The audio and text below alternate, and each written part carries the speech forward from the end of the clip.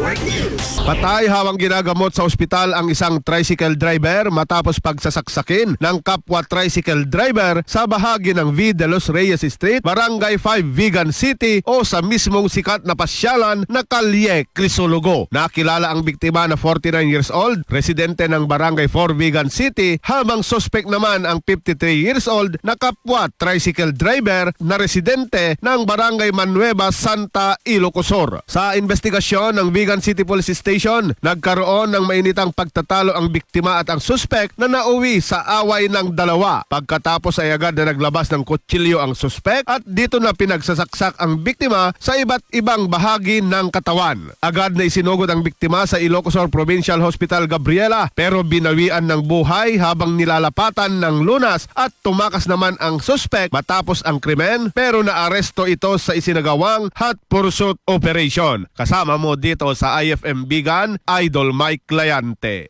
Tatak RMN. RMN Network News.